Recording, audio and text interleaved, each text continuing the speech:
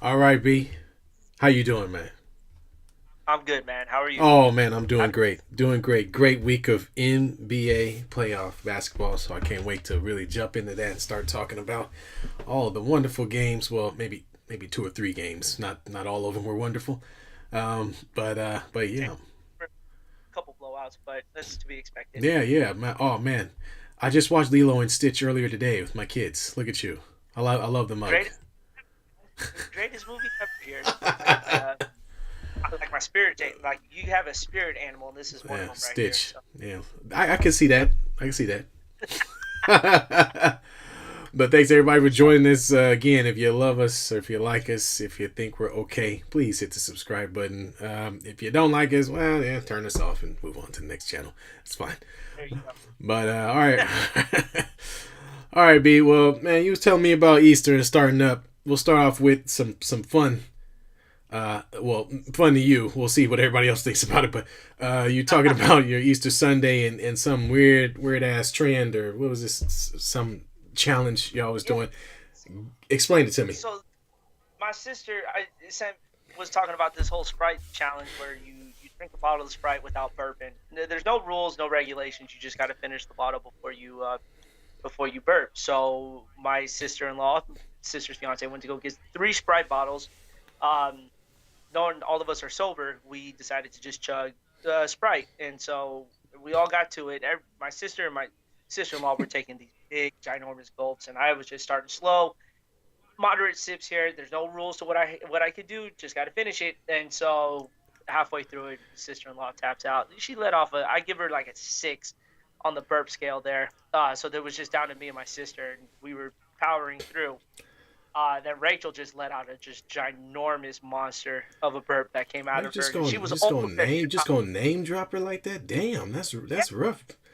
so my sister as well is probably Was- Um, and then I finished it, and literally right after finishing it, I let out the inner demon in me. I've never burped like this before, drinking anything, beer, water, sparkling water, didn't matter. This was disturbing here. I damn near threw everything back up. I tasted a little oh my Sprite come god. back. So I mean, you know what kills me about the challenges is well, it's a challenge, but there's no reward. Seems like a real white people thing. Alright, Why? it's Yeah, why? you don't see other people doing this. I'll tell you that. I'm like, I'm not doing that shit. Yeah, I mean, try my Sprite. Of all things to do on Easter. But hey, you know what? Hey, as long as you having fun, it don't matter, I guess, right? I'm just Yeah. curious. So where traditionally you drink a Sprite, you're gonna burp almost immediately. Mm-hmm. The person that Oh the yes. person that won this thing, where they holding the bubbles at, man? Where the bubbles going? Where they at? It was, dude. It was in my chest. It was That's in my hands were getting clammy. Ooh, that's terrible, man. I got through it. I got through it. Thank the Lord. Thank Oh you. man. Well, speaking of bubbles, let's talk about the Warriors. Yeah. Let's talk about It's that not it's team. not related at all. So the Warriors came out against the Nuggets. It was like watching a steam locomotive. They started off, kind of slow, and then they kind of chugged along, and then by the time we got to the midway through the second, they really started to pick up steam. They carried that all the way into the third quarter.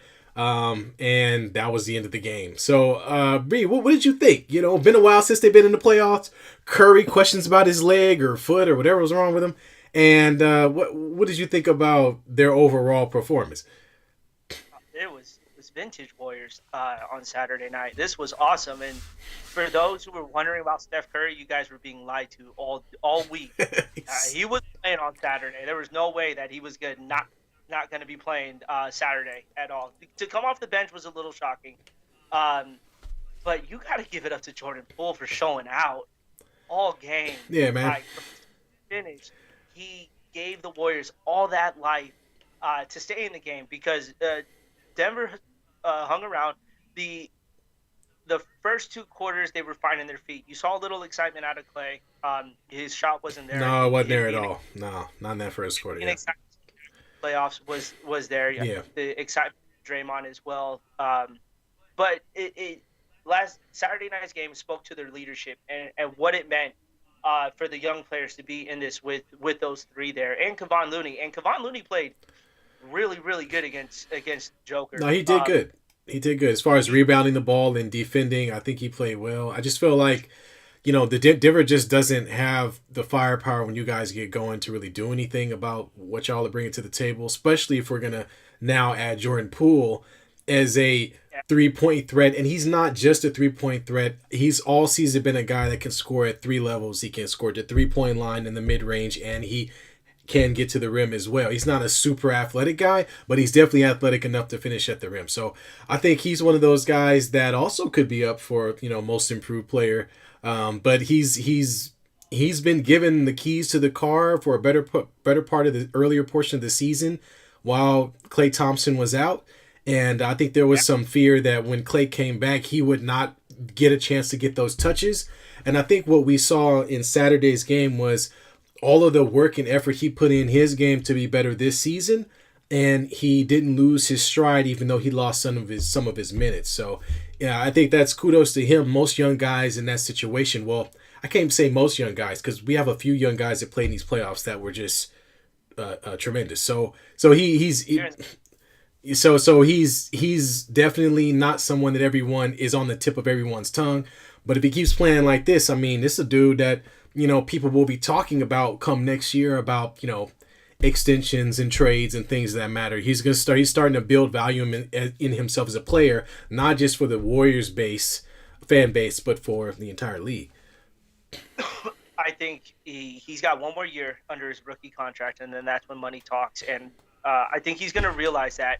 And I think the big question is, as this series goes along, when does Curry start? Right. When are you okay with having him start in these games here? Honestly, I think if you can make it through this first round without Curry having to play heavy minutes, and you give it to a young man like Poole, because he's only 22, right, at this age, and to do what he did, he dropped 30 on the Nuggets. It was fantastic, and I think that's what the Warriors are going to need to take a lot of pressure off of Curry as he comes back. You saw the shots look pretty terrible for Curry as in the first half here, but when he got going, there was nothing Denver was going to do. They could not stop anyone from making a shot. No. And you could see it in Denver's face. They got extremely tired as the game wore on because the vintage Warriors were pushing the tempo, getting the ball up the court, starting the fast break. That is what the offense is driven on. But I'm telling you, Jordan Poole, he will be the. I know it's been a long day. Jordan Poole will be the X factor for the Warriors in this entire postseason, and that's when Curry. Because once Curry starts, he's got to transition now to do all this off the bench here. But this gives the Warriors another bench weapon that it's gonna force teams to have to guard behind the 3-point line. But the Warriors got to the hoop, and even Andrew Wiggins last night. Yeah. He actually showed up. He had a decent game. He got to the hoop. The best bench player outside of last night, though, was what's the Frenchman? Fuck, I can never pronounce Frenchman for your team? Yeah. Yeah. He was fucking seller for most of the season. The tall white guy. Yeah, I know you're talking about. Yeah, he had a good showing last night, too. Shit. He was getting rib too, but they made the focus on the Joker, and that's what they did. They took the Joker out of the game, and then it was forced. What the teams do to the Warriors to force Curry to give up the ball is what they did to Jokic, for him to give up the ball, and no one contributed for the most part of this game. Bielitsa, right? Bielitsa. Yeah. Thank you. There it is. Bielitsa had a great game as well. Thank you so much for that. But to remove the Joker from the game and force someone else to beat you, Andrew Gordon was not going to beat the Warriors. No. The rest of that lineup was just they couldn't hit a shot, and that's what the Warriors were forcing them. Yeah. They forced other guys to try to shoot and make, and they didn't. So yeah. Well, I think what I like about your team, what I like about what the Warriors did is when you say vintage Warriors, you're talking about a team that turns defense into offense very quickly. You talk about a team that changed sides very quickly, and they don't just go down and shoot layups; they end up shooting threes. And so, vintage Warriors is intense.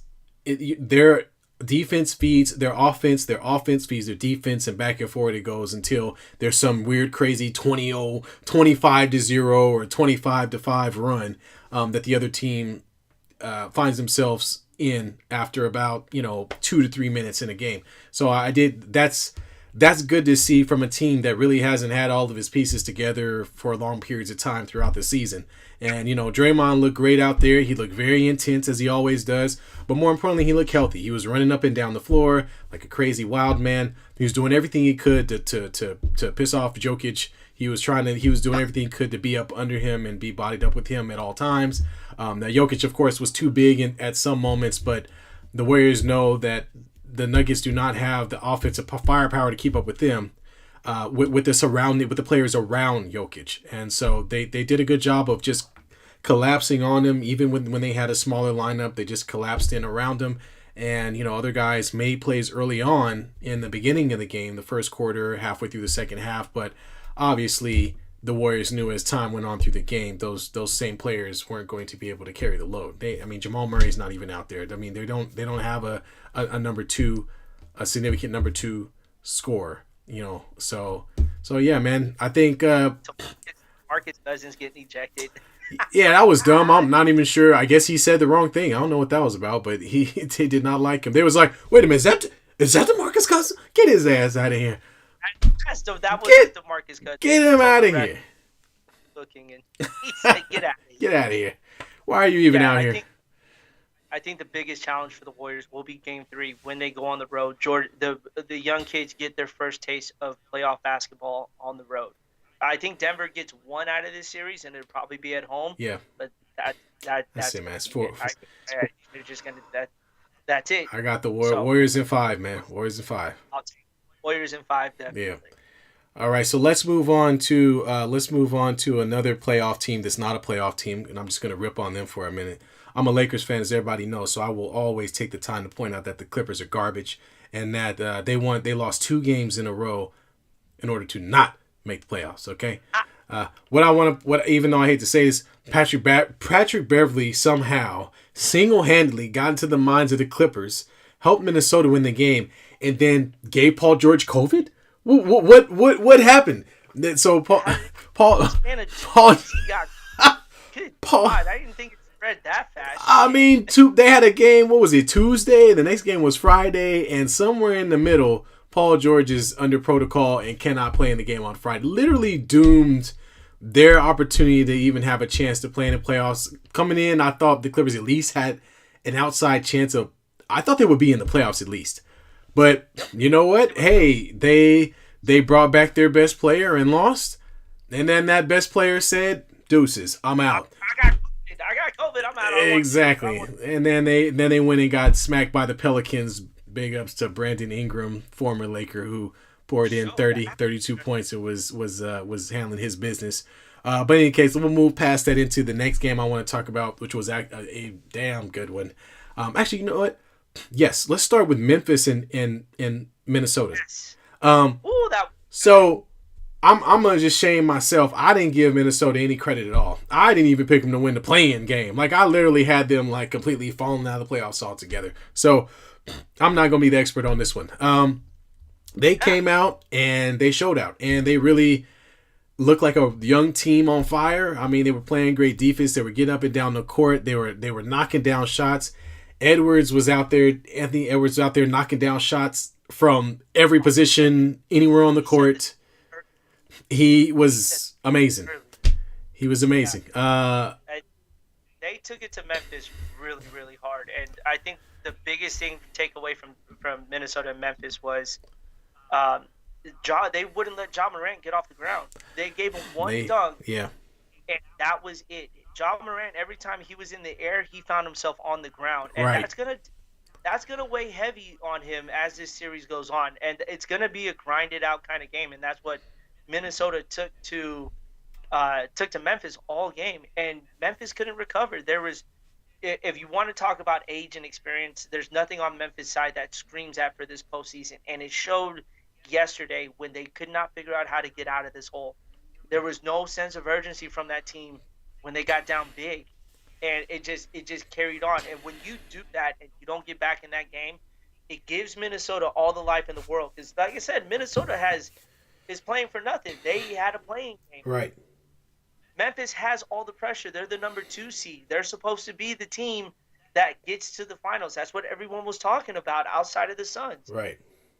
But they showed they may not be ready for this spotlight because they allowed Minnesota to come in and absolutely punch every single Memphis player in the mouth, and there was nothing that Memphis did to get back at them. And Karl Anthony Towns was a monster Saturday afternoon. He was all over Yeah. the floor, and so when you allow, go ahead. Yeah, yeah. I mean, well, one of the reasons was is Steven Adams had a really hard time defending him. So after Steven Adams, they don't really have another player that can come in there and even remotely defend Big Cat. So it really was not only a problem with having him in the middle, but him on the offensive board and just him really dominating the interior paint. There was a close game throughout most of the game. I mean, again, Edwards really helped set the tone early in the game. Minnesota set the tone early in the game. In the first quarter, I believe they were up by 12 or 13 points. And so it really was, they did a great job of coming out and throwing the first punch. And Memphis, they did a good job battling back. Their second unit came in the second quarter and got that entire lead back and tied the game. So, they definitely did a great job of getting them back in the game. But ultimately, Minnesota really just showed some nuts, man. Like they just went out there and went bucket for bucket. They went bucket for bucket against them, and they knocked down some really big shots. D'Angelo Russell had a big three in the fourth quarter, and guys were just competing at a higher level than what I anticipated. But I guess the one thing I'm missing here is both these teams are still pretty young, and we aren't looking at two established teams with players who have won championships before. All these players, for the most part, maybe Steven Adams maybe being the one outlier, are guys who are experiencing this for, first in the case of Memphis, a second time. But again, this is not normal territory for them. They're used to being in the 7th, 8th seed. Now they're top dog. So it's a different feel. It really is two young teams battling against each other. And with that being said, that really opens this series up to be a lot better than what would be anticipated if you're looking at how they're seeded. Yeah, I think this is the best series in the West right now between those two and the way they went at it. I still think Minnesota's going to hold this edge over Memphis until Memphis shows out and they punch Minnesota back. They don't want to go to Minnesota down 0-2. Exactly. Because we've all seen the party Minnesota threw by winning one playoff game at home. You don't want to do more. Yeah, I can't take any more Patrick Beverly, please. Don't need Patrick no Beverly more Patrick. Yeah. Shirt like he had just won a title. Talking, Lord, yelling, man. moonwalking, just being ridiculous. Tired of him. Guy gets on my nerves. So I guess the next one we'll go to, which is the next best game of the entire weekend, which is the Brooklyn and Boston game, and a series that's probably, in my opinion, in the East at least, one of the most anticipated series, just because you have the up and coming young and spry and number 2 seed Boston Celtics versus the should have been, could have been, would have been, championship team in Brooklyn, where we have Kyrie Irving and Kevin Durant. So just to kind of start off, I came into this knowing this was going to be a great game. It was going to be a good series. I knew Brooklyn was going to play with with everything. And in order for them to win, Kyrie and KD had to be the best. And KD had an okay night. He's like 21. That's not that great. But Kyrie showed out and really, really, he was pretty dominant on the offensive end of the ball. But Brooklyn and Brooklyn had taken about a 12 or 13 point lead, I believe, I believe it was in the third or was it the fourth? I'm trying to think. And then Boston took a lead. Brooklyn brought the lead all the way back. And from then on, it was a dogfight for the rest of the game through the fourth quarter. And it was really great to watch. Great to see high competitive basketball with high talent players. Kevin Durant hit some big shots down the stretch. When butts got tight and it was the last 2 minutes, Kyrie hit some huge shots to get them back in the game and to help them take a lead late in the game. Big kudos to guys like Horford and Smart And these guys, those guys have been playing hard the entire game. Smart does a lot of weird crap, but ultimately he's just like Patrick Beverley is. He's a dog. He's out there working as hard as he can. He couldn't do anything about that step back three from Kyrie, but I don't think any of us could. And to have the game end, the way that it did with the quick response, the understanding of a team being in that tight of a situation with only 10 seconds on the clock and making the correct play for the most high percentage shot. You never see that. Generally, what you see in the last 10 seconds of the game is the first guy on a 3-point shot on the 3-point line shoots the ball. That's you always see that. So it was really refreshing to see a guy pump, drive, look for the next play, find the cutter, pass to the cutter, layup, game over. I mean, that doesn't happen very often. 10 seconds is a long time. It's not. It looks quick, but look at the amount of passes they got within those 10 seconds. And what it led to was a Jason Tatum layup to win the game. On a side note, do you think Boston still hates Kyrie Irving? Oh yeah. Oh yeah, dude! Come on, you're not familiar. I'm a Lakers fan. I'm familiar with Boston fans. Okay, when they hate something, it don't go away. Okay, they hate the Lakers. Always have. We beat LA whenever we're good. At least we're always gonna get that. Always gonna get it. So yeah, they don't let go of anything, man. That's. So here's what I don't get. When KD made the decision to go to the Warriors, Boston hated him for that, but he never entertained the Celtics to go.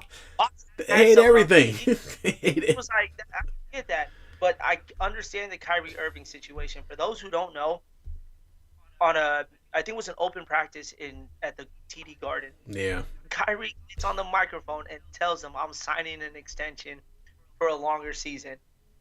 After the end of the season, he goes to Brooklyn, and so there's so much hate towards him. And I don't know if anyone saw it, but did you see him give him the double bird? Yeah, I did see that after the fact. Don't do anything about that. At the end of the day, he did say he was going to stay there, and it didn't work out. I think Kyrie's thing is being bitter. Him and KD got that in common, where they can't just walk out the door in a grateful and respectful manner. Hey, they gotta throw a little dirt on the path as they leave. So. He had it coming. He shouldn't feel bad. He doesn't need to talk about it. Happens all the time. Like I said, one of my greatest player all time, my favorite player, Kobe Bryant. Hey, man, guys crap on you. Guys talk about you. It's not about that. It's about internalizing, making it happen in the game. That's what fans are going to do. So I think for Kyrie, he just needs to shut up. Go ahead and, you want to win for yourself. Just win. Yeah, just win. Celtics. And that'll shut them all up. But if you don't, you're going to have a field day. This is going to be – I know I said the Wolves and the Grizzlies were the best in the West. This is the best series in the NBA today, now, is between these two. And I think not only because of the history, but there's a lot of talent on both sides. I think Boston has been trying so hard to put this together for themselves. They've kept this core together. Right. They haven't had anything to show for it. And now here's the showing point is can they get out of this first round and stomp Brooklyn? If they put a 4-0 beating on Brooklyn, which I still don't think will happen. Yeah, I don't think it'll be 4-0. If they do that, they're the team to beat in the East. And it's not the Heat. I think it still would be the Celtics. And that defense, when it mattered most, showed up. Yeah. And in the first half, those hands were active in the passing lane. Yeah. And you don't see that often. And they had a lot of fast break points in the early going of the game. So this will be the best series. I would pump to watch this game. I made my family stop watching the Giants game for a little bit. So I wanted to watch the game. There's a lot of bad blood. Yeah. And that's what gets everyone to watch it is that bad blood feeling. And when you understand why Boston and Kyrie have what they have going on, this will make you watch it because when it shifts over to Brooklyn, how does the Brooklyn fans respond to have Kyrie's back when the Celtic players walk on the court? And he's the same man who drives his feet off the mascot, off that little ass leprechaun. And boy, they need that. Well, man, I think it's going to be a great series. I see this one going 6 or 7 games. I think Boston wins in 6. I don't. My thing is, like for instance, like you talk about defense, the play before the end of the game, you had both Kyrie and KD handling the ball. You had defenses sending two guys at them at some points. They were so well connected on defense that they were able to keep both of those guys under wraps and force bad shots. And even with those guys, bad shots are good shots, but at least it's a very good contest. There were a few times that Tatum and Durant were even blocked on jump shots. So they're playing very up close and personal and being very disciplined defensively in a one-on-one situation and relying on the next guy to pick them up. They've done a great job blitzing guys. So they send two guys directly to the ball handler, forcing a pass to the middle, which is usually a little short brown dude. He gets to the middle, is met with the big, and then he has to either shoot it out to the 3-point line or try to take a shot. So they're doing a great job of forcing guys to not only give that ball up, but when they do pass that ball, the recovery speed, because of how young they are, because of how intense they are on defense, the recovery speed to those shooters is bar none. And it makes it difficult for a team to play against them without otherworldly talent like Kyrie had this game. And with that, and KD, this game isn't even close. So it's Brooklyn's, and I think we've already talked about it. Brooklyn's going to have to average 60 to 70 points between the two of these guys in order to win this series. That's how it's going to have to be. There's no way that they're going to win this series. The other guys they thought that would be good, Curry, Dragic. When guys are playing this good defensively, those guys get 8. They literally get eaten. Okay, to the point to where when they take shots, I remember Goran Dragic shot a 3 and airballed the whole damn thing. Because that's what good defense does. It's like punching somebody in the face for 5 rounds in a boxing match. Eventually, they start putting their head down. Eventually you don't want to get hit anymore. And so that's what happens when you play against a great defensive team. You don't want to get hit no more. So when you catch the ball, you shoot it up there because you're so afraid that the defender's coming to you. You rush your shot. And so I think people forget how integral defense is a part of these games and what really good defensive teams look like. So that was a great example of that. Like Dragic looks old as shit. Dude. I haven't seen that. He is old as shit. You can see the gray hairs coming out of him. I was like, dude, you age. Where the fuck have you been? Is that man? I know is that Manu Ginobili? Who is that? Oh yeah, man. Who the fuck let this old guy on the court? And I was like, oh, that's Dragic. Never mind the Eagles. I see. He was good once upon a time.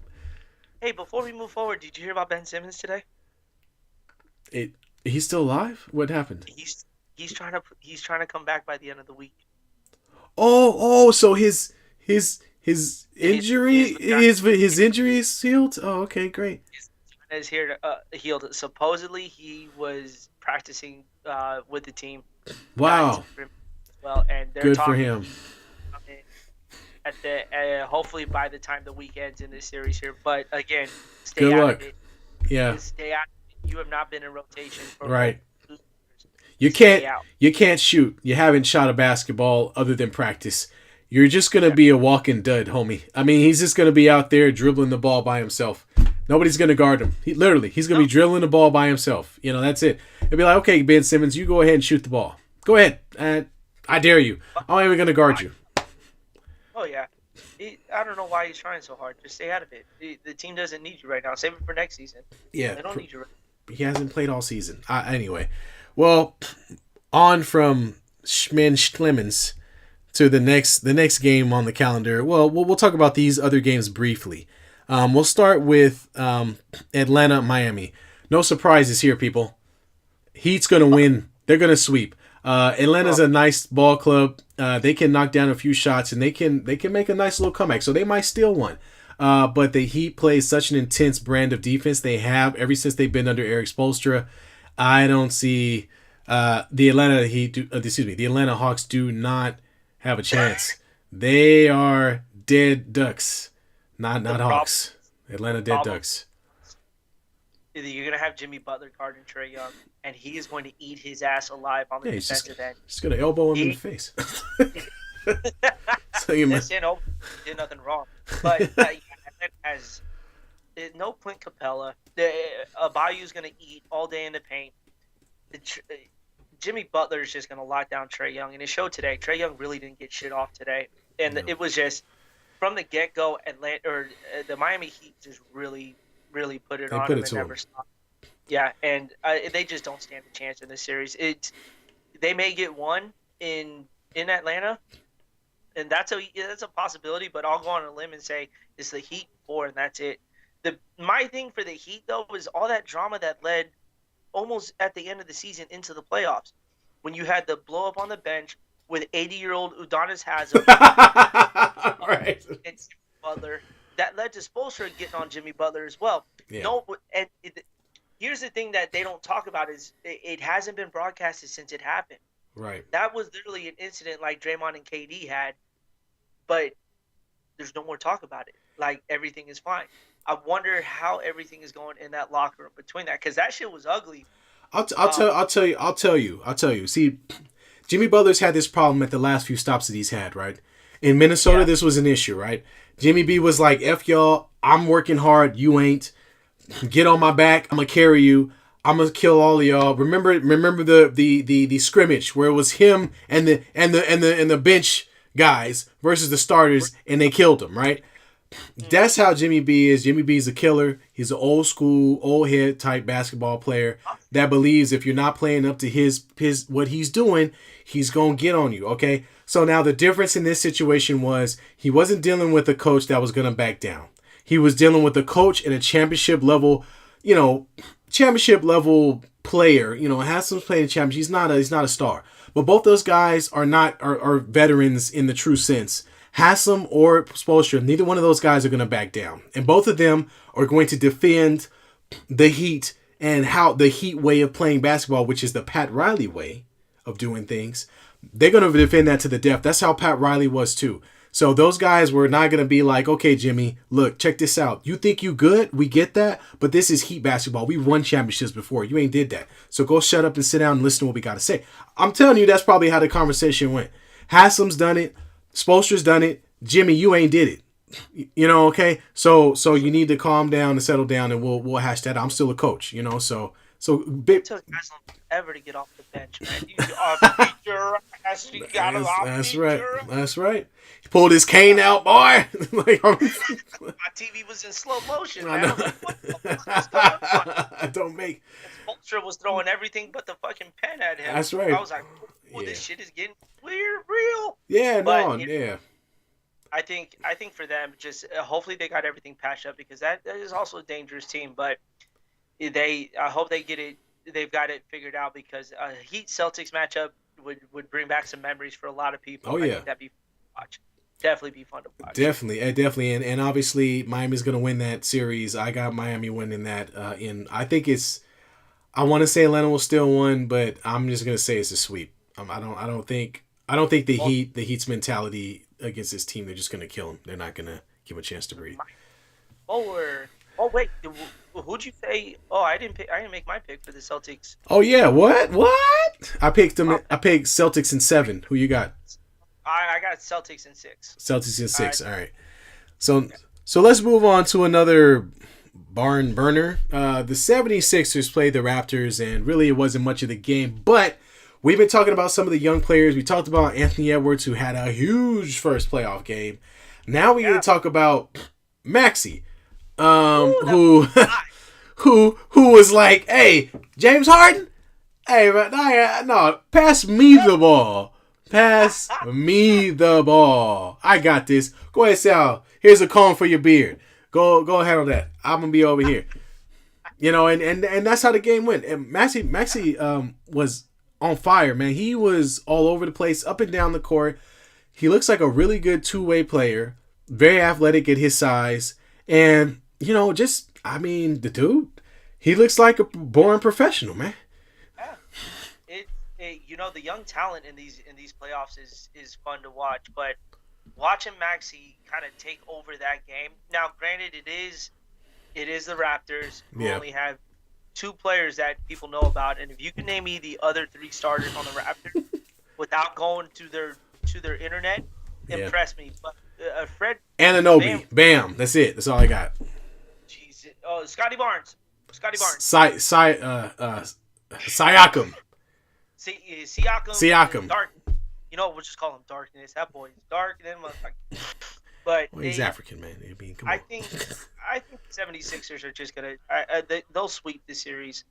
There's no answer. Embiid is still playing at a high level. He had a really good game going on as well. Yeah. And you hear much from James Harden.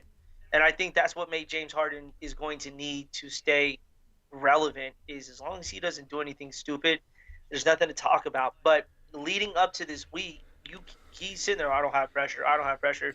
Dude, you've got pressure. Since the Houston days, you have had pressure to win a title, and you cannot do it. Nah, man. So don't tell me that you don't have pressure. He need to go ahead and buy Tyrese Maxey dinner. That's what he need to do. He need to go ahead and say, Tyree, I appreciate you for handling that for me because he was good at the assist point. He had 22 points, 14 assists. But he really didn't have to initiate all of the offense. He didn't have to he wasn't the guy that had to take a majority of the shots. And so for James Harden, he really just got to sit back and play third fiddle. All the pressure wasn't on him because of how well Maxey played. Now, that can't continue. He has to be the second best player on this team.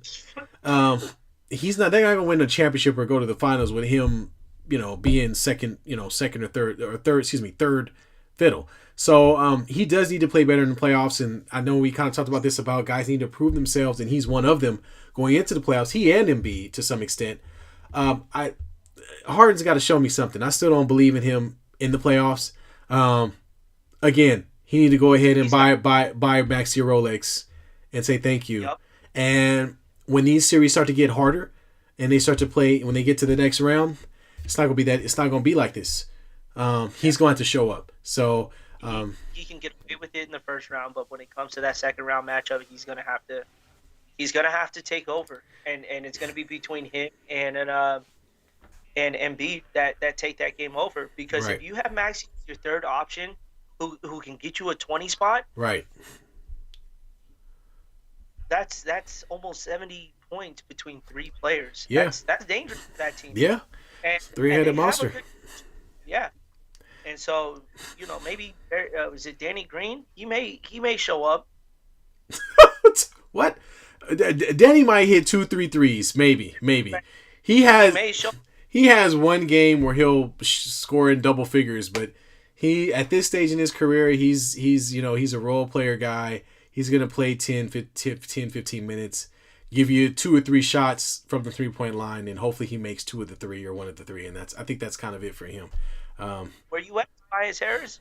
We're waiting for you too. Oh man, he's odd man out, bro. When Maxey's scoring 38, I don't think there are enough shots for Tobias. Tobias, man, I guess we went in. Forget it. I just guard somebody. Don't worry, you don't have to pass me the ball. It's cool. He misses center friend. Who's the real tall dude for the Mavericks? Boban? Boban Bogdanovic? Yeah, I like Boban. Out there looking like Igor, man.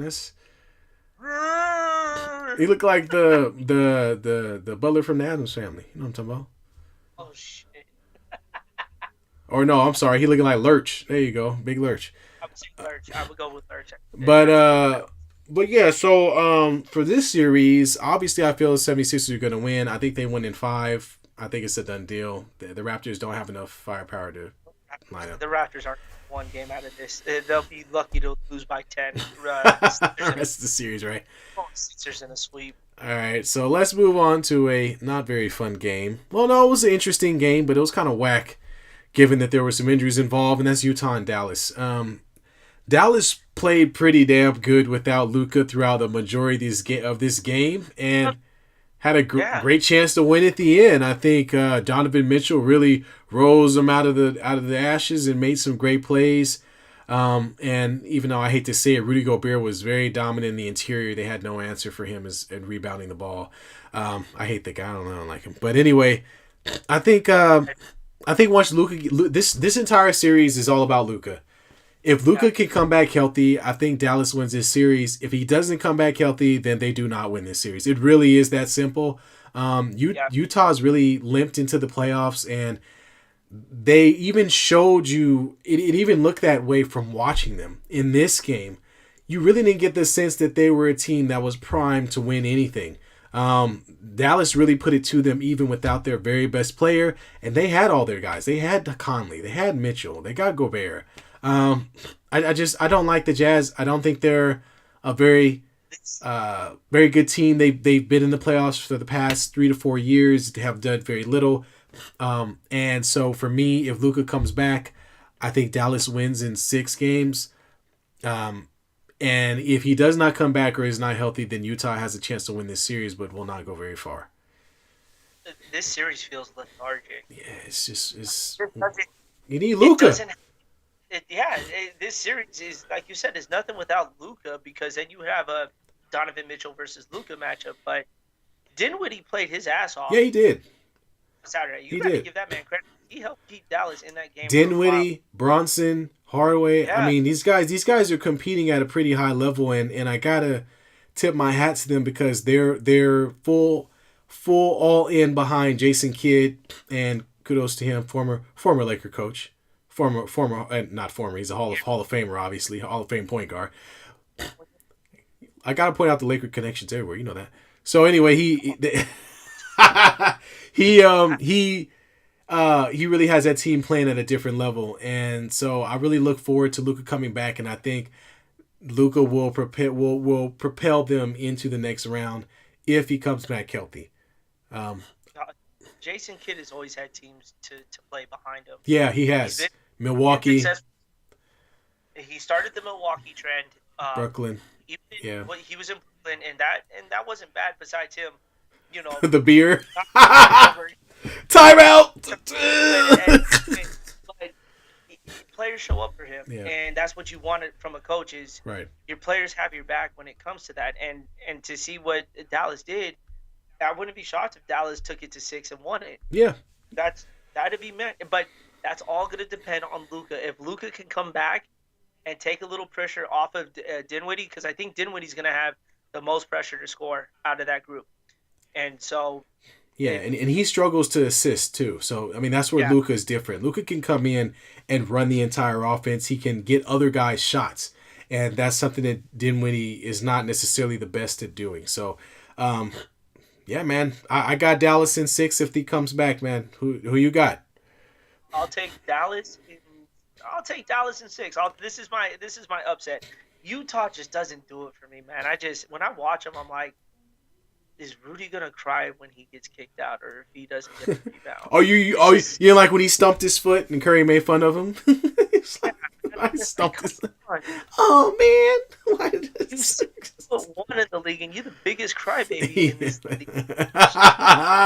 Not to mention he was rubbing COVID on everybody. 2020. Everybody's got it. No fault, sir. Oh man. He'll never live that down. I'd have punched that guy in the face so hard.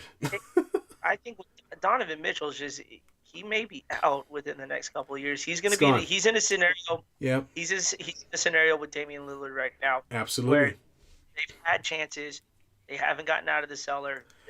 At some point, the guys are going to have to move, and Donovan Mitchell's he may be one of those players who's going to be a really good player with never ever getting a ring or even get to the finals. Yeah, I think he, a guy that's that young, that has that much potential, he plays in a crap market. Let's just be real. I mean, nobody's watching Utah Jazz games except for Utah Jazz fans. And so he doesn't get a lot of TV time, doesn't get a lot of notoriety for, his skill set, which I think is, as a small guard, hey, he's got that same skill set, like you said, like Dame Lillard. Who's a guy who can score at all 3 levels. He's a guy that's extremely athletic, more athletic than Damian Lillard, in my opinion, and just doesn't get the love because he's playing in in Utah. So yeah, man, get the hell out of there, man. Go play in a big market. Go find somewhere where you can play and yeah, please, yeah, no, get your shoes out of the outlet stores. Oh, that's terrible. Get them in the main store. So anyway, but Lakers need a point guard. What happened? Do the Lakers need a point guard? Oh, you talking about? I love to have Donovan Mitchell. I trade everybody right now. I'll be like, who you want? We want LeBron. Cool, take LeBron. Go ahead, Bron. Bye, Bron. See you later, man. No, it's cool. I appreciate the fact that you're gonna outscore Kareem Abdul-Jabbar, but we need to get a little younger around here. We a little old. Yeah. All right. Well, Let's see. So who else do we have here? Well, I don't want to alarm anybody, but the New Orleans Pelicans have cut the lead to 11 with 2 minutes to go against the Phoenix Suns. I don't know if Hey, not sure if that means anything. Um, that series is well over. I'm not going to talk very much about that series. Phoenix has been pretty good all year. In my opinion, they're going to sweep the New Orleans Pelicans. Um, there's not much to talk about. message to Zion. You see your team in the playoffs did this shit without you. Get your fat ass healthy. Get on the field and help this team out. Dude, what they did against the Clippers, that fighting spirit that they had, that was Yeah, impressive. it was. Brandon Ingram showed that he is that next superstar. Yeah, I he was is. watching the game in pops, and my dad was like, he looks like Kevin Durant out there. Yes. He is the next. Yeah. If you guys don't watch his game, there's no one stopping that mid-range jumper. Yeah. No one. And I got to watch this guy as a rookie go all the way into his third or fourth year before he got traded away for Anthony Davis. And I can tell you right now, he's a guy with a skill set. If he continues to grow, he can get to the rim at will. He has the length and athleticism to, at any point in time, get to the rim and dunk on whoever's there. But along with that, he developed his mid-range game, and now he's adding the three-point game to that as well. The guy really, he cannot be guarded because of his height. You know, he's about 6'7", 6'8", but then he's got these extremely long arms. You know, he's got the go gadget arms where he's just reaching out high above in the air. He has a good release on the end of his shot, so it's tough to block him. So I think he's gonna be a great player in this league, man. He's an all-star. So I wish him the best of luck. He's only 22. Yeah, I know. That's scary. Yeah, I don't want to talk about all the great. I want to talk about all the great rookies that the Lakers have drafted and given to other teams. I don't want to talk about it right now. Can we one more thing before we leave that series? Yeah. When you watch Brandon Ingram do his interviews, does it look like his eye is trying to go a different direction? Well, he's that's his thing. He's a sleepy eyed dude. He's got sleepy eyes. Like his eyes are like always like this. You know, he's. Fuck, dude, his eyes are trying to leave his head. Yeah. He's always been like that, man. That ain't going away either. You know, it look like he been spending 10 minutes with Snoop Dogg in the green room every time you see him. That'd be a series if Zion was in there against the Suns. I'm just saying, it'd be fun. Yeah. Thanks, Zion. We were enjoying this. Appreciate that. Yeah, he'd be sweating about 5 gallons of water every each game, or sweat. So the next series, make sure we cover this one, is Chicago and Milwaukee, which actually was a pretty good game today, but Milwaukee overall, in the end of the game, were able to hold Chicago off. Chicago made an impressive comeback and got into the fourth quarter and had an opportunity to really steal the game from Milwaukee, but Milwaukee and Giannis Antetokounmpo did not let that happen. I really like Chicago. I don't like the fact that they played so poorly going into the end of the season. They're still missing Lonzo Ball, so there are some injury things there, and I just don't feel like I'm seeing the complete version of them. So for that, it's a little disappointing. They had some high hopes going into this season, and I really thought that this was a team that would be kind of like what Boston is right now. A team that's really surprising people, that's using their youth and athleticism to really surprise people and push guys to their limits. And they're not necessarily in that position. Now they're depending a lot on DeMar DeRozan, who is an older player, and for all intents and purposes is only an offensive player. So, you know, Not special at all. right. So I think, I think it's a little disappointing. I don't foresee them being able to knock off Milwaukee. I think Milwaukee takes this in a 6-game series. I'll give Chicago a couple of home games. But I don't think that without Lonzo Ball and without them with them backsliding into the postseason, I just don't see them winning the series. I give them one less game. I'll take Milwaukee in 5. Championship pedigree versus inexperience here. I agree. mean, they maybe the Bulls may be a veteran team, but there's not a lot of players on there with a whole lot of playoff experience. Right. So I just think Milwaukee's championship experience and wanting to get back again with Antetokounmpo, it's It's just not going to be enough for the Bulls to overcome here. I think if Lonzo Ball was in this series, we may be looking at a 7-game series between the two. Um, that I think that is not going to get a whole lot of talk because of, like you said, the Bulls just don't have that X factor to to bring it out. But who knows? But I think it's going to be a 5-game series for the Bucks to take it. All right. Let's see. So that pretty much covers all of the games. So now I think one thing we kind of want to jump into was a little bit about some of the NBA awards. Obviously, we're towards the end of the season, and now that the NBA has announced the finalists, gives us a chance to talk about who we think deserves some of these awards and who don't, and who's going to win it. So I'll start with let's start with the Coach of the Year. So we've got Tyler Jenkins with the Grizzlies.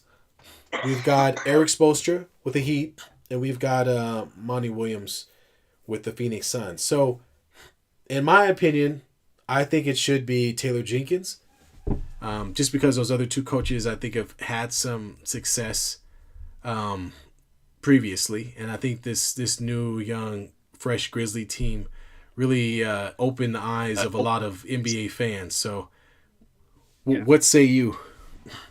I Unfortunately, the team with the best record overall is going to win the most awards. Yeah. The Suns don't have a lot of players in these categories, so I'm going with Monty Williams as Coach of the Year. All right. And the fact is they're back, 60 plus wins again in a very dominant fashion. Up and down the board, even with losing Chris Paul, they never lost a beat. Right. During that time.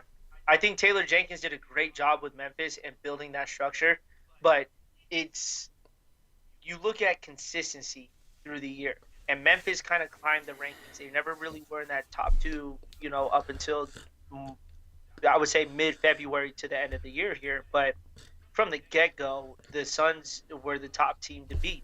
Even when the Warriors were winning all those games, everyone was still picking the Suns, and rightfully so. And look at the end result, So Eric Spoelstra did good things with the Heat.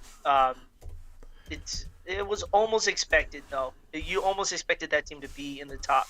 I think with Monty Williams, they dominated every single team night in and night out.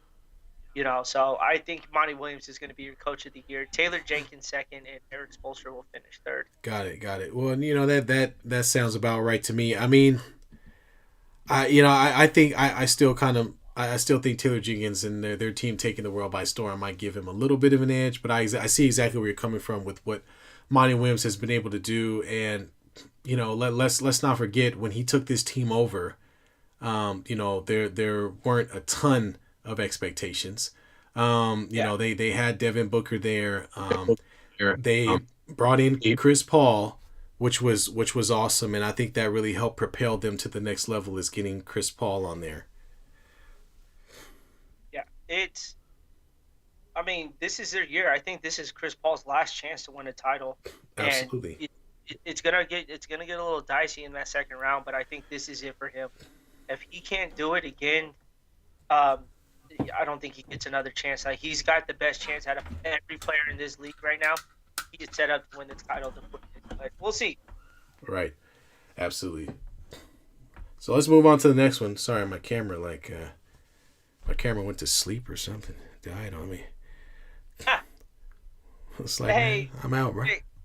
The boys in Hawaii are watching. Just want to give you guys a big mahalo for checking us out here. Great. Thank you so much for the support. I miss you guys like much out here. It's cold as shit in Cali, but thank you for the support, guys. All right, who we got? So now we got Defensive Player of the Year, and I'll let you lead this one. This is an interesting one. We all know who's going to win it. Oh, God. Again. He may even cry after winning this one here. So we got Mikal Bridges of the Phoenix Suns, Rudy Gobert of Utah. And here's a shocking one. I'm surprised to see this. Marcus Smart from Boston. It's going to Rudy Gobert. I can't. Right. I mean, there's nothing to really discuss on that. It's a clear cut. I think Marcus Smart had a really good year defensively. That's what you get from him. But like you said, his comparison to in this league is to Patrick Beverly. He does the dirty work. Right. This is kind of expected. Um, I don't see it being if that was the case, Patrick Beverly be in this conversation fucking every year, but he's not. So to me, Rudy Gobert is going to win this. Well, I think it's been kind of going towards big man or catering towards big man. I really want to see a guard win it. I'm going to go with Marcus Smart just because, that pest type defender does deserve a little bit of credit, and I think he's done a great job of kind of putting himself in position to where he is irritant for sure. He's causing all type of problems. He's flopping all over the place. He's diving for loose balls. He's doing so many different things to sort of help his team win, and all of them are small things. But he's a guy that's willing to guard any and all the best players in the league. We've seen that today with him up against Kyrie Irving, even though Kyrie went off for 30-some points. These are guys who aren't afraid to stick their nose in and get dirty. And I would like to see a guard win it because I think attention to detail on defense, especially in a one-on-one situation, is a much more difficult task than a guy who's 7'5" coming over to block a ball off the weak side. A guy having to guard somebody on one-on-one has to always be in a reactionary state. So anytime you see great defenders in the league, it's not by accident. It's because they know who they're defending. It's because they study who they're defending. It's because they have good defensive reactions to players, and they make good plays. So I think that should be appreciated more around the league because I don't think it gets enough. Oftentimes, it always goes to the guy who has the defensive stats, which are traditionally blocks and steals. In the past few years, it's been blocks. So yeah, I would like to see Marcus Smart win because I really want to see a wing defender win Defensive Player of the Year because we haven't seen that in quite a while. And I think some guys that play in one-on-one circumstances more often than not deserve that. They deserve a nod. Thanks a lot, Draymond. If you hadn't gotten hurt, you'd be fucking winning this conversation. But go ahead, put it back out. Appreciate that. Now we got Rudy Gobert fucking cry because he won another. He is becoming a fucking becoming an all-star. I don't like Rudy Gobert. He's got terrible hands. Can't handle the ball in the paint. He's not a guy that can defend actual centers that can actually play in the post. He's more of a weak ball. He's more of a weak side defender who can come over and make a play on a guy approaching the rim, and that's it. Give him credit for changing shots. But to be honest with you, if I could teach JaVale McGee to not do stupid things, he could probably do the exact same thing. I'm just being honest. He went to go learn not to do stupid things, and now look at him. He's not terrible. He's not terrible. He's terrible, but he's not the old JaVale McGee. He just starts doing goofy stuff, At 10 minutes, 12 minutes is the max. When he starts shooting threes, behind the back passes, he starts doing some weird stuff the longer he's in the game, man. I don't know what's up with that dude. Let's talk about most improved player. I've got a problem with this category. All right. We got Darius Garland, Ja Morant, and DeJounte Murray. There's one name who belongs in here and one name that doesn't. Okay. I'll let you go first, so I could lay into this one. All right. So I like the young guys on this list. I like DeJounte Murray. I like Darius Garland. I really like Darius Garland. I think he's a guy that he was drafted pretty high, but the expectation for the Cavaliers wasn't to be as good as they were this season. I think he has a lot to do with that, especially being the main point guard. So, with Colin Sexton going down, he filled in the shoes and made it happen. So, kudos to him. I think he could definitely win it. Ja Morant is on this list. And it's difficult to take this thing seriously when Ja Morant has been otherworldly this season, and if he's gonna be in this conversation, he's a finalist. I'm sorry, B. He already won. By them making him a finalist means to this category as most improved player. Was greatly improved this year. It's over. It's over. I believe who should not be on this list. It's over. Jordan Poole needs to be considered as most improved player. I like that. He elevated everything about his game, and the fact that I agree with the other two. I just don't believe John Morant belongs in this conversation. He belongs in this MVP conversation. Right. He had a breakout season last year. Right. He should have been most improved last year, not this year. Nothing's changed. Right. This is what we expected from John Morant. We did not expect to see this from Jordan Poole. He dropped a 30 spot in his first game. He almost averaged 20 points a game through the season. Yeah. And he helped the Warriors get out of that mess that they were in. Yeah. He won some games and he had some big shots for them. And that's where the most improved player comes from. Not because the guy jumped out of the fucking roof and blocked a shot. Hey, man, them highlights is hard to unsee, man. Come on now. Things, though, that's just the thing. These are things that we know that we're going to expect from him. As a Warriors fan, the Jordan Poole thing is understandable. To the rest of the for the rest of the NBA fan base, most people aren't even going to know who Jordan Poole was until this last playoff game. I'm just being honest. I mean, you're 100%. You're right. But yeah, John Morant's one in this category. Going away, man. They might as well just give DeJounte and Darius the fucking participation. Thank you for showing up. And hand this over to him. All right. But, so moving on, I'm going to save MVP for last. Let's go down to one of my favorite awards, Sixth Man of the Year finalist, and we've got a pretty just whack. It's just that these guys. What? Come on, Cam Johnson of the Phoenix Suns, Kevin Love of the Cavaliers, and Tyler Hero, who pretty much is a starter at this point. I mean. Okay, so first let's talk about the NBA. Why? What is this? Now, Jordan Poole could have shown enough been on this list. Jordan Poole could have sure enough been on this list. He could have been on this list easily. And I mean, let's start with my complaint. I'm just gonna rant on this because this whole thing is dumb. Kevin Love. What? Kevin Love is a former NBA champion, all-star player. We can't praise him as sixth man of the league. It's too late for that. We're too late in his career to make him sixth man of the league. He's a guy that was a starter majority of his career, has been put on the bench for the past 2 seasons, and now we're giving a guy with all-star talent a sixth man of the year award because he's coming off the bench. That makes no sense to me at all. Have enough games to even qualify for sixth man of the year? I just can't recall that. That name blew my mind when I read that. I was like, what the?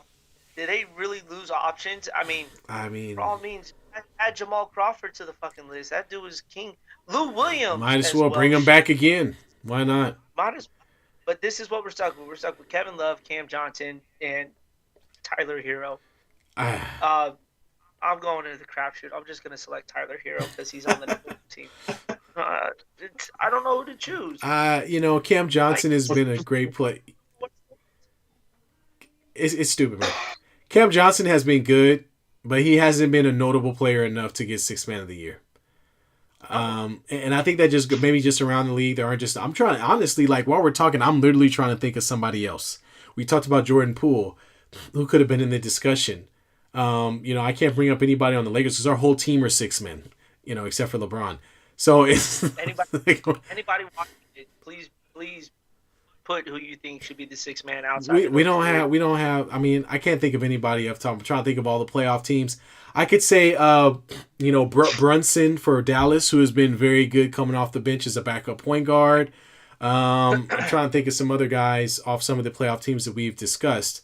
But it's I don't like this list. I can tell you that right now. Cam Johnson, in my opinion, just doesn't have enough notoriety. And he's just not a guy that the Phoenix Suns are looking to save them off the bench. He's just not. Alan Payne has had more of an impact off the bench on his own team than Cam Johnson has. deserves to be on this list than Cam Johnson Right, does. yeah. I Jeez. mean, yeah. And then Kevin Love, who's out here looking like 40-year-old Superman. I mean, just no, no, no, That no. when LeBron James fucking dunked all over him. That Yeah, well, he's tired right it's after for, it's that. for old times, for old times' sake. So I'm gonna go ahead and pick myself as six. No, never mind. I'm gonna go ahead and go with I'm gonna go with Kevin Love. I'm gonna say they're gonna give it to Kevin Love because they feel sorry for him, and yeah, I don't care about that award. Okay, so the next one is gonna be the Rookie of the Year. A lot of This talented, one's good. a lot of talented players coming in, but not very many of them.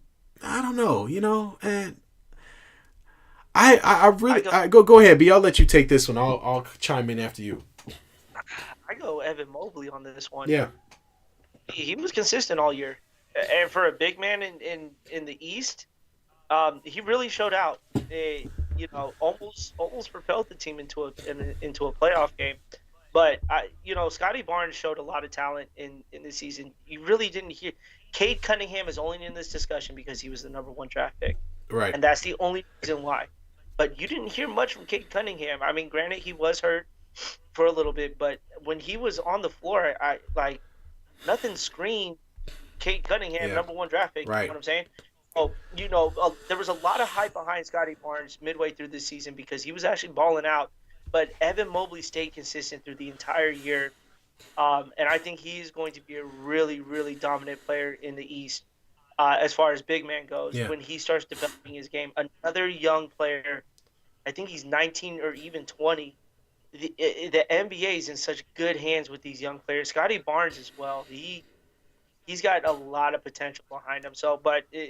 At the end of the day, I think Evan Mobley wins the Rookie of the Year. all right. Um, I might have to agree with you on that. I didn't watch enough Raptors games, honestly, to see Scotty Barnes. I'm just being quite honest like, throughout the season. Kate Cunningham, he's, your prototype, 6'6" kind of guard, wing guy. And he had some really good games, but he was not consistent throughout most of the season, which is normal for a rookie. I think what Evan Mobley has going for him is the fact that he's playing on a team that had an opportunity to play in the playoffs, even though Scotty Barnes is on the playoff team currently. But Mobley really has a really good skill set with his wingspan and with his height. And I think that I think Mobley has a good chance of winning it this year. So, I don't know. I'm looking at all three of these guys. I'm not seeing anybody I could say is going to be the next greatest player of all time, to be quite honest with you. But they are good players in their own right. So I'm both impressed and unimpressed at the same time. Let's move on to. So moving on to MVP. So we got Jokic, Embiid, Giannis. I'm gonna chime in real quick because this is gonna be brief. Two of these guys, I believe, have already won the MVP. Correct? So Yeah, only one of these guys hasn't won it. then the guy who ain't won it is winning it. Let's just be real. So Joel Embiid will be the MVP this season for good reason. Yep. And it's great to see three big men on that on this list because Yeah. it's been a long time since you've seen bigs have this amount of effect around the league, and now it's like these guys are the best players in the league. So big ups to big men, and glad that they're back in the NBA, showing that the skill set at that size it means a lot, and that you can still play with big men in today's league. So kudos to them, dude. So I'll let you chime in. Who you got? I've got Embiid. Embiid. I think he's been MVP all year um, from the get go, and I think a lot of the players have realized that in the league too.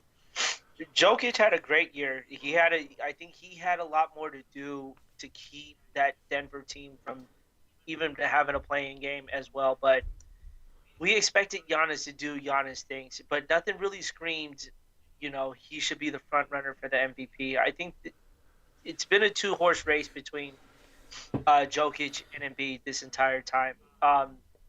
So I think Joel's he's going to end up winning it. I piggyback off of you. Having a big man win this, in an age where big men were dying, it's been a while since we've seen a guard win this award. Or a center, So yeah. I think Joel is going to be your MVP this year, and rightfully so. Um, there were a lot of guards up for it to begin the season with. I mean, Curry, they tried to give the MVP to Curry 2 months after the season, and then right after that, followed up with DeMar DeRozan because he got hot right after that. Yeah. So there were a lot of guys you can consider for this MVP. Ja Moran as well, who was amazing this year. Yeah. But at the end of the day, the consistency that stayed was Joel Embiid. He was a monster all year, and if he doesn't win it, I'd be a little upset if he doesn't. But Yeah, he's got it. He's got it in the bag, man. He's winning it. He's definitely winning it. So, yeah, I think that covers it for our list of finalists. So we've made the decisions for the NBA. They no longer need to do anything. It's already done. Yeah, just listen to us. It's a wrap. Right. It's a wrap. It's a wrap. Next time, let us help you with the finalists, and then we'll really make this interesting. Yeah, absolutely. Yeah. Especially when it comes to the 6-man, you should just ask the fans to vote for the fucking 6-man. The 6-man or most improved player of the year. Either those two. They could have did a little bit better with that. Definitely could have looked around the league a little bit harder. We got a little bit of time. Yeah, we're 10 after an hour. So if you let's go real quick. The NFL, the sports world lost somebody this week. Dwayne Haskins was tragically hit by a car on the freeway. A 23-year-old. He had a lot of potential. Obviously beloved at Ohio State. Started in Washington, showed little signs there, but he may have been the starting quarterback in Pittsburgh after Ben Roethlisberger. Yeah. It's just tragic to see this happen to someone of his age, and all that potential that was behind him, and it's just something that you don't want to see happen to anyone to lose their life so shortly. And what kills me the most is they're like, oh well, we need to find. No, we're not going to know why he was walking on the freeway. Yeah, we're really not, especially how it ended there. So yeah, it's curious to say the least. But yeah, and it's just sad to see, man. It's players come and go. That's the last thing you want to be talking about here. So right, big, just condolences to the Haskins family and what they're going through, and hopefully, we don't have to talk so often. So yeah, absolutely, and definitely unfortunate, and much, like you said, condolences out to his family. And like you said, man, anytime somebody that's young like that goes, it's always going to be tough because you see all the potential, and to see that sort of be snuffed out. There's nobody wants to feel that or experience that. So, again, just sad moment around the NFL in as a whole, and just say, man, you gotta live your life as best. That's just a reminder to all of us above ground. Live your life to the fullest, and take care of the people that take care of you. That's what it's all about. One more thing before we go. What's up? For all my baseball fans, guess who's the best team in baseball again? And fuck the Dodgers, fuck everyone else. My Giants are back on top. I'm really slowly getting back into this thing, but it's good to see this team on top. Best team in baseball, winning and swept the Cleveland and the Guardians of the Galaxy. Sorry. Hey man, come on, man, get it right now. They're not the Indians anymore. They're the Guardians. No more. I don't know what they're guarding, but. Supposedly they're guarding a statue. That the Lincoln Memorial. I don't. The White House. Yes. I don't know. Whatever. Shout out to the Giants for being the best team. Dude, have you seen the way these championship rings are just being brought upon? The Braves just received their championship rings. Good. Well, do they have a maze on them with a special unlocking portion that opens up and some other crap? What is? Portion. But dude, the side, at this point, they're gonna have a diamond shortage. All the diamonds that are going on these rings here. They are ridiculous. They get bigger and bigger every year. Yup, and then next thing you know, the next team is gonna want to outdo the next team about how many diamonds they can throw in there. At this point, just put a big ass diamond on each player's ring and call it a day. Yeah. Let's just do that. Or just get it. I mean, I think it's gonna be a championship chain in a minute. This is like this.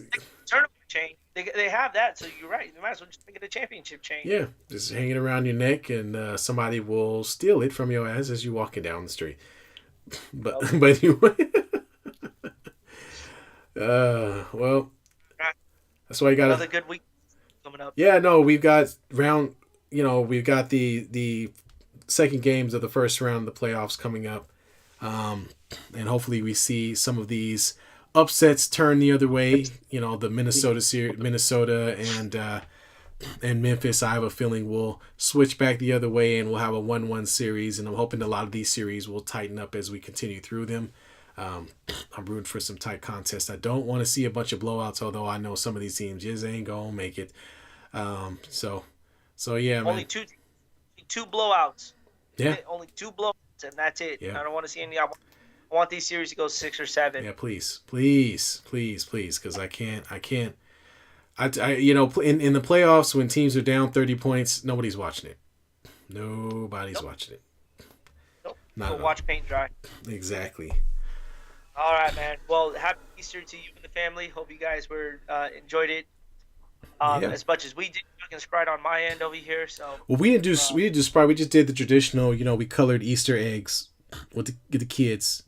Had them go search for them. Hid them in various different places in the backyard. Had them go find them, and just the regular stuff. Man. Ordered some pizza, and I pretty much watched basketball majority of the day, just kind of hanging out with family. Man, that's about it. So it was great, man. It's awesome. It's always good to be able to hang out on holidays and stuff, man. Because all I'm doing is sitting on my butt. hey, real quick, you put candy or money in your kids' Easter eggs? What the hell? No, I put eggs in the Easter eggs, man. We use real eggs around here. We boil them and everything, man. They paint them and boil them, and if they want to eat an egg, have at it. But no, they don't get no money from me. Why would my own kids need money from me? I pay for everything they own. They got lights and water and food. You want me to give them $1, man? Get that out of here. That sounds ridiculous as hell. I'm gonna pay you to pay you. No, I don't think so, man. I don't think so. No. All right, y'all. Drop your comments in the comment section. We appreciate everyone who tuned in today and everyone who's going to tune in this week. Please, like we said earlier, hit the subscribe button, hit a like. If you like us, don't like it, by all means, we give two shits less. We're here to have fun. That's right. But thank you for all of our supporters through thick and thin. Through this, it's been fun we've been at this for almost a month now. So. Oh yeah, that's right. Yeah. It's been fun. So thank you again, everyone. Taj Mahal, my best to the family, like always. Same to you, man. Happy Easter. Give your family my love, and enjoy your evening, man. All right, you do the same. Right. Peace out, America. Peace.